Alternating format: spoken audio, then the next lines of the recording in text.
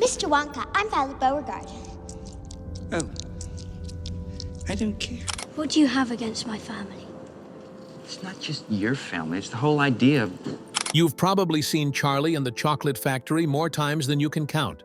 The one with Johnny Depp serving eccentric-loner vibes, those catchy Oompa Loompa tunes, and a lineup of kids who had no business being near a magical candy factory. You've rooted for sweet Charlie Bucket, rolled your eyes at Veruca Salt, and maybe laughed a little too hard when Violet turned into a giant blueberry. You probably think you've seen it all. But what if I told you something's off? Not just Wonka's weirdness.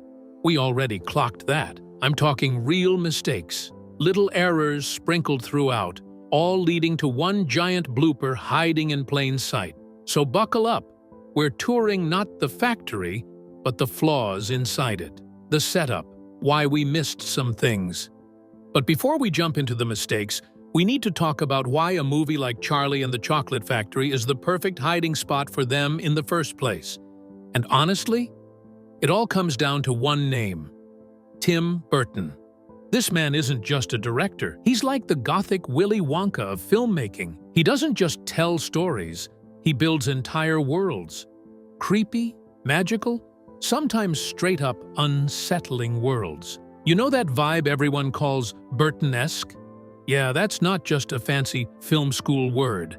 It's a whole aesthetic, this wild mashup of gloomy gothic horror with whimsical fairy tale energy. Basically, it's cute meets creepy.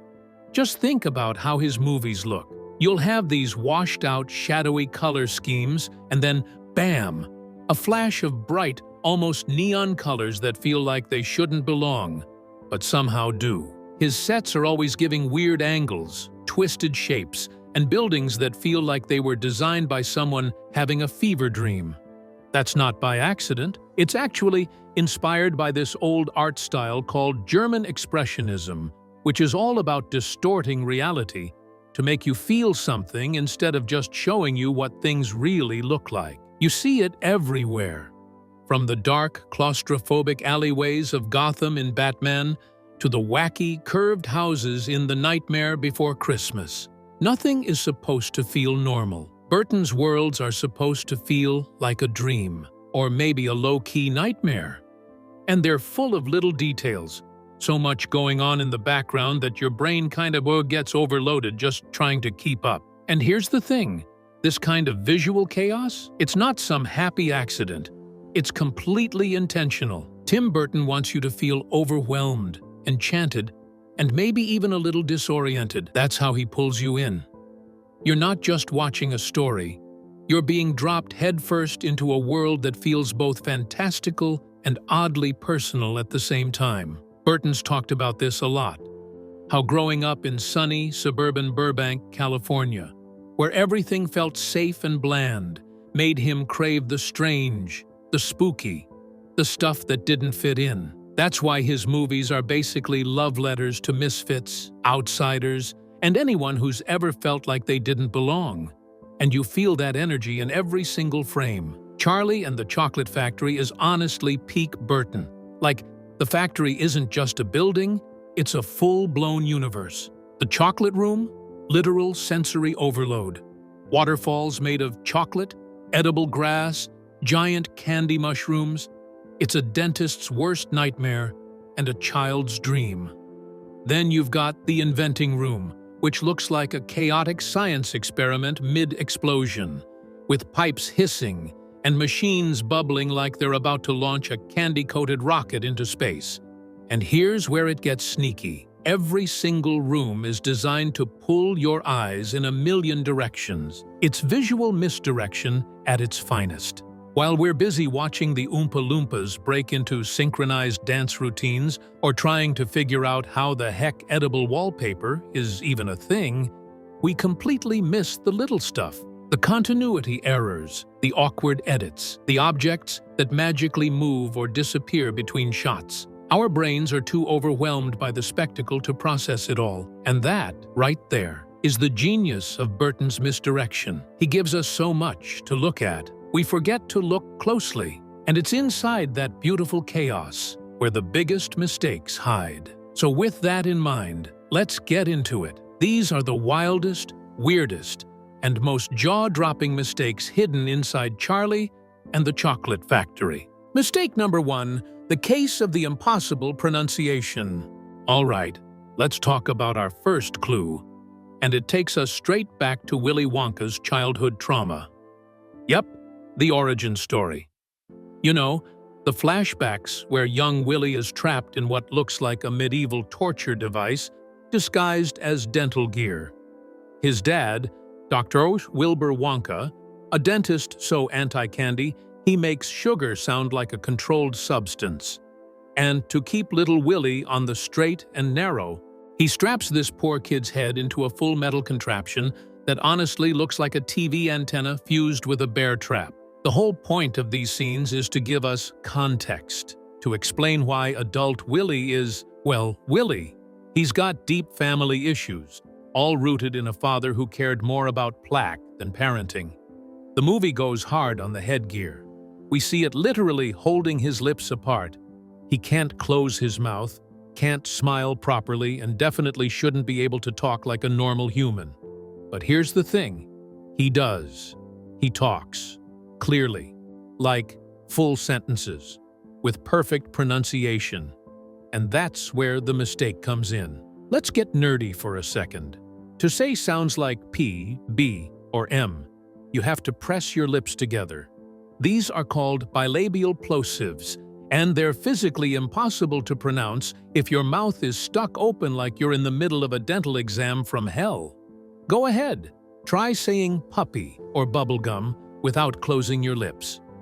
Can't do it, right? But somehow, young Willy pulls it off like he's not even wearing the thing. His lips are pried wide open, but he's dropping full words with P's and M's like he's recording an audiobook. So what gives? This isn't just a tiny continuity error, it's a full-on logic fail. The filmmakers wanted to show us just how restrictive and miserable Willy's childhood was, but they forgot to follow through on what that restriction would actually mean. It's like they built this emotional setup, then skipped the part where it made sense. It's subtle. You might not catch it the first time, but once you do, it's impossible to ignore. Mistake number 2, the magical moving bush. Let's jump ahead to the moment Augustus Gloop meets his sticky end. The group has just entered the chocolate room, a wild landscape of edible plants. Augustus, being the great big greedy nincompoop that he is, falls into the chocolate river and gets sucked into a pipeline heading for the fudge room. As the Oompa Loompas start their first big musical number, the camera pans across the chaos. Augustus's mom is screaming. Wonka is trying to look concerned, but isn't, and the chocolate river is churning like crazy. And right here, in the background, is our next mistake. Pay close attention to the riverbank. There's a very distinct yellow, cauliflower-looking bush sitting near the edge. In one shot, as Augustus is being pulled under, the current is so strong that it's making this big yellow bush sway back and forth. It's a cool little detail, showing how powerful the river's suction is. The bush is getting rocked by the force of the chocolate. But then, the camera cuts away for a second. When it cuts back to a wider shot of the same area, that same yellow bush is completely still. The chocolate river is still churning right next to it. The suction is still happening, but the bush isn't moving an inch. It's a classic continuity error. The filmmakers added a bit of background movement to make the scene feel more real, but then they forgot to keep it going in the next shot. Mistake number 3, the windswept hair and the magic comb. All right, our chocolate-coated tour continues, and it's time to talk about that infamous boat ride. The one that probably scarred more kids than any actual horror movie. So the group boards this wild-looking boat called the Wonkatanya. Yeah, the one with the dragon head that looks like it was built during a sugar-fueled fever dream. What starts off as a fun little ride through the chocolate river turns real creepy, real fast. We're talking flashing lights, flashing images, and Wonka himself going from quirky host to full-blown chaos goblin. His voice starts rising, The camera angles get weird, and the vibes straight up unhinged. By the time the boat finally pulls into the inventing room dock, everyone looks like they just survived a haunted house run by Willy Wonka's evil twin. Their hair's a mess. Their faces say what just happened. And honestly, same. The movie really leans into showing how shook they are. Clothes, wrinkled, eyes, wide, hair, absolutely wrecked. Now pay attention. This is where things get weird. As Charlie steps off the boat, he's the perfect visual summary of that madness. His hair is sticking out in every direction, like he just wrestled a wind tunnel. It's actually kind of funny, like you can feel the chaos still clinging to him. But then, blink and you'll miss it. The camera cuts to Wonka for literally a second. And when it cuts back to Charlie, boom! Hair. Fixed. Like, completely fixed. Not a single strand out of place. It's like some magical hairdresser just swooped in, said, "Hold up," and gave him a fresh blowout off-screen. And look, we get it. These movies aren't shot in real time. There are takes, reshoots, long hours, and stylists who probably didn't realize they were resetting continuity. But this is one of those classic slip-ups that breaks the illusion. Because once you see it, it's impossible not to notice. 1 second he looks like he survived a windstorm, and the next he's ready for a school photo. It's a small blooper, sure, but in a movie this visually intense, it stands out. Especially when you realize that hair wasn't just messy for fun, it was telling a story. And that story just got quietly erased. This next one is a classic costume mistake that happens to one of the film's most unlucky kids. Violet Beauregarde. Mistake 4. The disappearing zipper. So you remember Violet's big moment, arguably the most iconic transformation in the movie. Our gum-chewing champ ignores Wonka's warnings. Of course she does. Grabs that cursed 3-course meal gum and starts chomping away like she's trying to set a world record. At first, everything seems fine. She's vibing through the tomato soup and roast beef like she just won Top Chef, Chewer's edition. But then she hits dessert, blueberry pie, and boom. That's when things go completely off the rails. Her nose turns blue, her face starts to match, and before you know it, she's puffing up like a giant fruit-shaped balloon. It's bizarre, it's hilarious, it's a special effects fever dream, and it's exactly what you signed up for in a Tim Burton movie. But here's where the blooper sneaks in.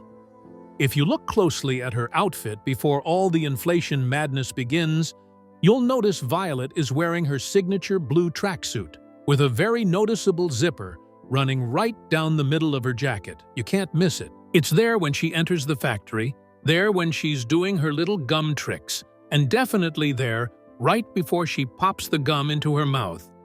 But then, poof, it's gone.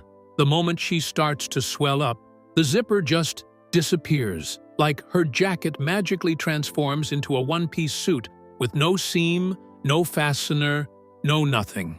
As the Oompa Loompas roll her out of the room like a human blueberry bowling ball, the front of her tracksuit is suddenly completely smooth. No zipper in sight, not even a hint of where it used to be. Now, this is clearly a costume change made behind the scenes to accommodate the inflated Violet suit. Totally understandable from a practical effects standpoint, but still, from a movie continuity perspective, it's a straight-up glitch. 1 minute, normal tracksuit. Next minute, full-body, blueberry, onesie. And unless you're looking for it, which, let's be honest, most of us weren't because we were way too distracted by the fact that a child just turned into produce, you'd completely miss it. But once you do notice, you can't unsee it. That zipper vanished faster than Violet's chances of winning that golden lifetime supply of chocolate. So, what actually happened here? Well, this is your textbook case of practical effects colliding with digital wizardry, and not totally syncing up. At the start of Violet's transformation, they probably had Anna Sophia Robb, the actress who played Violet, wearing an inflatable suit on set. You know, for those early stages where she starts puffing up and still looks kinda humanish. But once she hits full blueberry mode and they start rolling her around like she's a bouncy ball at a Willy Wonka dodgeball game, that's when the CGI takes over. And here's where the mistake slips in. When the visual effects team built her digital double, the fully animated blueberry-fied Violet, they clearly nailed a lot of things. The color? Spot on. The texture of the tracksuit? Flawless. The way her cheeks puff up and her limbs stiffen? Chef's kiss. But they forgot one tiny, obvious detail. The zipper. Yup, just completely left it out. Probably because when you're animating a giant blue fruit child getting wheeled around by singing factory workers, a tiny jacket zipper doesn't seem like a big deal. And to be fair, it's not the first thing the audience is watching. Our eyes are glued to her turning blue, puffing up like a balloon, and the fact that this child might actually float away, like it's Willy Wonka's Got Talent. It's the perfect example of how a huge visual moment can distract us from a simple continuity error. The spectacle is so wild, our brains just don't register the missing zipper. But once you catch it, it's hard not to side-eye that flawless, zipper-free blueberry bodysuit and go, wait a minute. Mistake number 5. The case of the transmuting nuts. Now, this is one of the wildest and weirdest rooms in the entire factory. And that's saying something. Picture this. 100 squirrels, yes, real squirrels, not CGI monstrosities, trained to shell walnuts with the precision of tiny, furry factory workers. Wonka explains that squirrels are perfect for this job because they can knock on the shell, listen for the hollowness, and tell if a nut is good or bad, which sure, sounds like total nonsense, but somehow makes complete sense in this universe. Enter Veruca Salt, our favorite walking tantrum. She takes one look at the perfectly synchronized squirrel army and decides she needs one. Not wants, needs. When Wonka politely shuts her down, Veruca does what Veruca does best. Throws a fit and storms the squirrel pit like she's raiding a luxury pet store. And that's when things go off the rails. The squirrels immediately judge her, literally. They pin her down, give her the bad nut verdict, and toss her down the garbage chute like she's yesterday's trail mix. But here's where we hit a really nutty mistake. Pun completely intended. If you look closely at the beginning of the scene, when we get those dramatic close-ups of the squirrels tapping on the nuts, they're clearly working with walnuts. You can tell by the rough, ridged shell, super recognizable. It fits the whole setup. Squirrels plus walnuts equals quirky factory logic. But then, chaos happens. Veruca gets swarmed, the camera starts spinning, and suddenly, nuts are flying everywhere. And guess what? They're no longer walnuts. They're hazelnuts. Completely different shape, totally different texture, smooth, smaller, rounder. It's like someone on set said, "Hey, nuts are nuts," and just tossed in whatever was lying around at craft services. It's one of those blink and you'll miss it bloopers, but once you see it, it breaks the scene. The whole idea is that these squirrels are specialized, trained to crack one specific kind of nut with expert precision. And then halfway through, the nuts just switched at species. So either the squirrels are secretly multi-nut geniuses, or someone in the props department forgot which bag of nuts they were supposed to use. Either way, it's a weird inconsistency that totally messes with the internal logic of the scene. Mistake number 6. The physics-defying chocolate pipe. Let's rewind for a second and go back to Augustus Gloop's exit.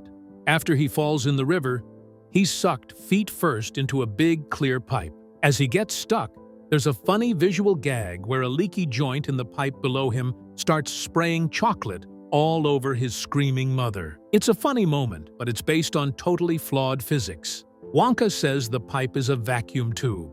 Augustus is being pulled upwards by suction from above. In that situation, it is physically impossible for pressure to build up below him. Think about it. A vacuum works by creating lower pressure, not higher pressure. The chocolate is being pulled, not pushed. For the pipe to spray a leak, there would need to be a huge buildup of positive pressure inside, forcing the chocolate out. In reality, the pressure inside the tube would be lower than the air outside. If anything, air should be getting sucked into the leak, not chocolate spraying out. The filmmakers wanted a funny gag, and they didn't let a little thing like the laws of physics stop them. All right, we are over halfway through the video and getting closer to the biggest blooper of them all.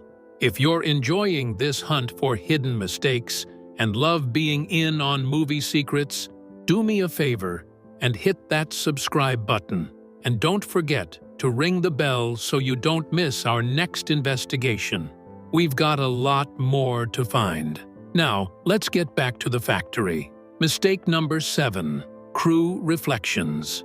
At number 3, we have the kind of blooper that gives filmmakers nightmares, the accidental reflection. In a movie as polished as this one, the last thing you want is a crew member in jeans showing up in a reflection and shattering the illusion. Yet, in one of the film's quietest moments, that's exactly what happens. The scene is near the end of the film.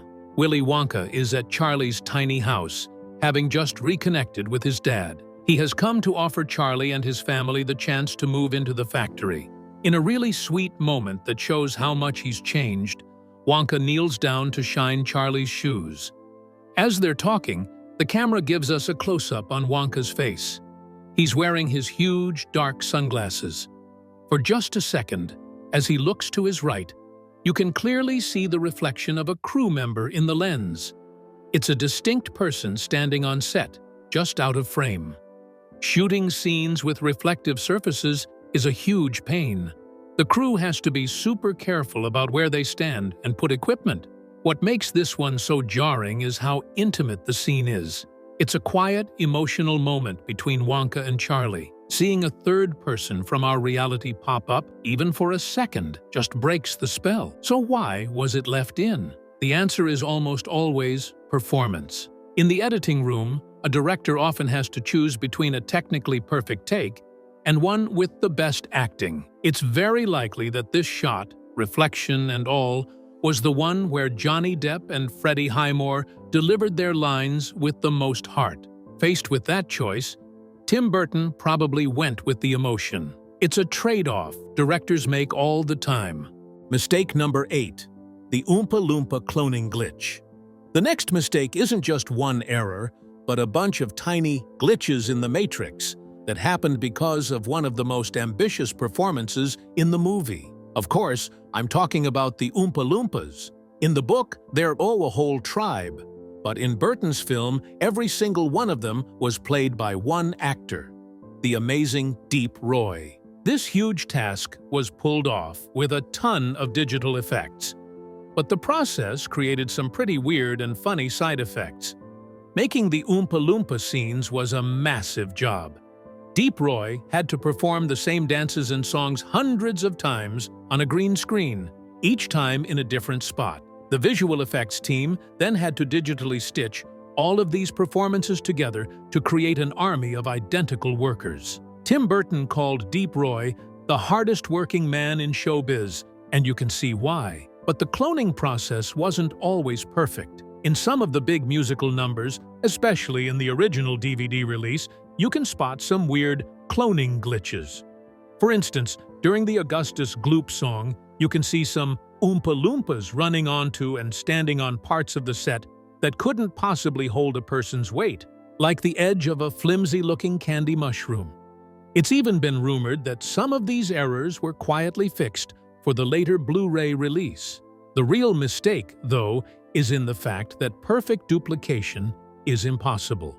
Even though Deep Roy performed each part, tiny similarities would creep in. In the huge group shots, you can sometimes see clusters of Oompa Loompas moving with an eerie, unnatural sync. Their head tilts might match perfectly, or their arms might move in a way that feels too identical for a group of individuals.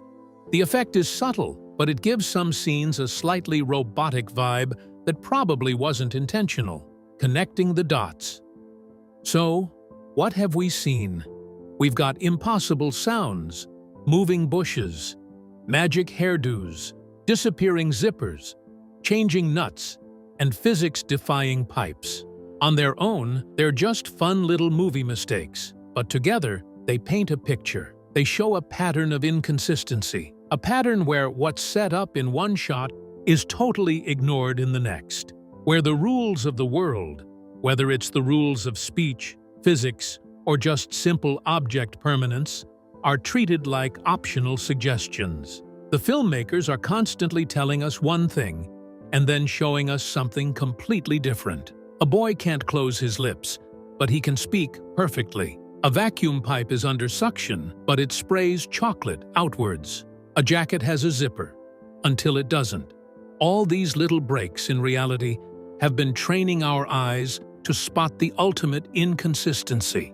They all lead to the one thing in the story that should be the most consistent and sacred: the golden ticket, the main event, the giant error that breaks the film. This is it, the one huge blooper that all the other little mistakes have been pointing to. It's an error that happens not just once, but every single time the main plot device of the movie is revealed. The entire plot hinges on the hunt for 5 golden tickets. They are the key to everything. The movie even spends time in the beginning showing us exactly how they're hidden.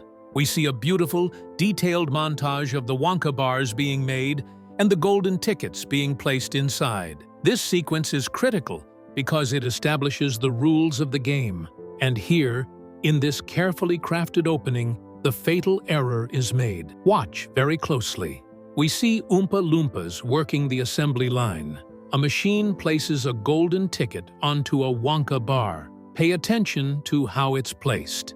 The ticket goes on the back of the bar, the smooth, flat side. The bar is then flipped over and wrapped. This means, according to the film's own logic, the golden ticket is always packed against the bottom of the chocolate bar. The film establishes this as a fact. This is the system. But what happens every single time a character finds a ticket? Let's go through them. First, Augustus Gloop. He tears open the wrapper and there it is, the golden ticket, lying perfectly on top of the molded front side of the chocolate, shining up at him. This is impossible. Based on what we saw, it should have been on the other side. Next, Veruca Salt. Her dad's factory workers unwrap thousands of bars. When one worker finally finds it, she holds up the bar, and again, the golden ticket is sitting right on top of the chocolate. Another direct contradiction.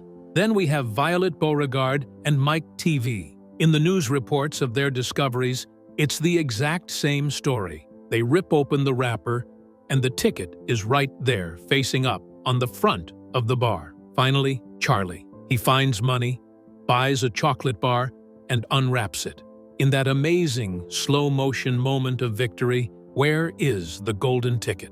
Lying perfectly on top of the chocolate for the most dramatic reveal possible. Every single time. This isn't just a continuity error. This is a fundamental breakdown of the film's internal logic. The movie shows us a rule. Tickets go on the bottom, and then breaks that rule in every single one of the most important scenes. This kind of thing is super common in movies. The factory sequence was all about looking cool and efficient, but the scenes of the kids finding their tickets were directed for pure, dramatic punch. It's way more exciting to see the ticket immediately. Having a kid unwrap a bar, look confused, and then lift the chocolate would just kill the joyous moment.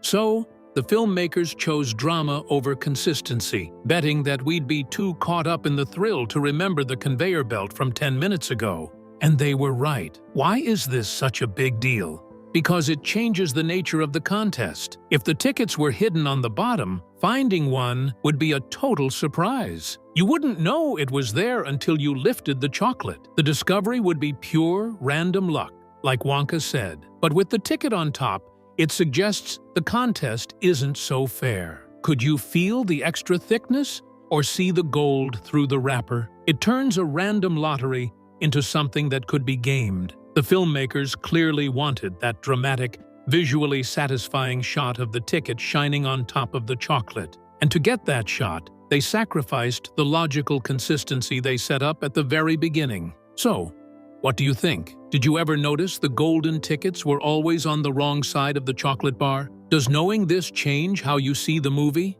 Let me know your thoughts down in the comments.